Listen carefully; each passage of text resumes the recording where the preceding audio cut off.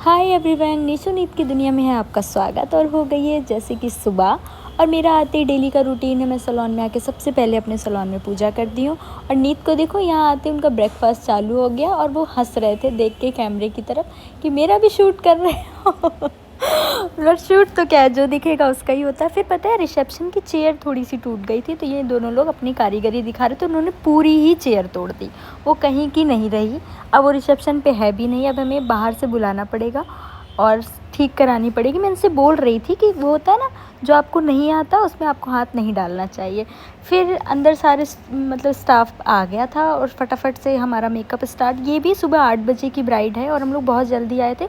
और मैम ने ना थ्रेडिंग और अपर लिप नहीं कराया हुआ था, तो पहले मैंने इनकी थ्रेड अपर लिप करवाई। मैं यही बोल रही थी कि अब देखो कितना रेड हो गया है, हमें वेट करना पड़ेगा। और हम वेट कर रहे थे। फिर आई रेडी करने की बारी और मैंने फ़र्स्ट ब्राइड अपनी रेडी करनी स्टार्ट की। और ये सुबह का टाइम था, 9 बजा था, तो बड़ा अच्छा लग रहा था। अच्छी सी वाइब आ रही थी कि सुबह सुबह ना बहुत फ्रेश फील करते हो और आप बिल्कुल भी टायर्ड नहीं होते। मैंने फ़र्स्ट ब्राइड अपनी रेडी करना स्टार्ट की।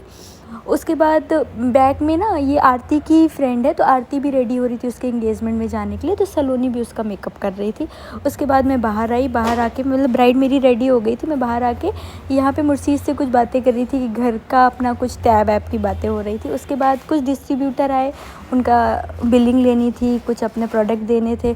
उसके बाद जैसे जैसे दिन बढ़ता जा रहा था ना, क्लाइंट का रश बढ़ता जा रहा था, क्योंकि बहुत सारे पार्टी मेकअप भी लगे थे, back to back engagement bride लगी हुई थी। उसके बाद मेरी सेकंड एंगेजमेंट ब्राइड आ गई, वो लास्ट कॉर्नर पे है। तस्लीम मैम उनका हेयर डू कर रही थी। और ये एक मैम है, आई थी अपनी छोटी सी बेबी को लेके। पहले मैंने कैप्चर करने की कोशिश की, फिर मैंने कहा छोड़ो, शायद बहुत छोटा है, उन्हें ना ही दिखाना हो। फिर ये सेकंड ब्राइड का हेयर डू तस्लीम मैम कर रही थी। मैं उनका वेट कर रही थी कि फटाफट कर्ल करूँ, कहीं लेट ना हो जाए, मैं उसको रेडी करना स्टार्ट करूँ। और भी पार्टी मेकअप आने वाले थे, बाहर रिसेप्शन में थे। फिर मैंने इनको पूछा, इनसे इन्हें कैसा लुक चाहिए, इनको किस टाइप का, मतलब वेस्टर्न वेयर पहनना है या ट्रेडिशनल करूँ थोड़ा सा। तो उन्होंने बोला नहीं मैम, जैसा आउटफिट है वैसे रेडी करें। और ये मेरी थर्ड ब्राइड आ गई थी, अभी आपने जो देखा। अभी तस्लीम मैम उनका भी हेयर डू स्टार्ट करेंगी। उनके बाद फिर एक और ब्राइड है। मतलब शाम तक हमारे पास बैक टू बैक वर्क लगा था। देखिए रश बढ़ गया है ना। ये मेरी लास्ट ब्राइड थी जिनका तस्लीम मैम हेयर डू कर रही थी।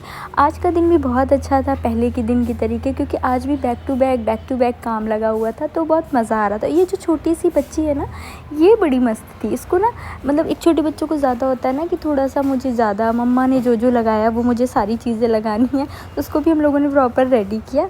प्रॉपर रेडी करने के बाद हो गई शाम, सबके जाने का वक्त आ गया। और ये सलोनी यहाँ पर बोल रही थी बाय, मैं क्यों, ये तस्लीम बोल रही थी ना इतनी जल्दी, तो ये दोनों वापस आके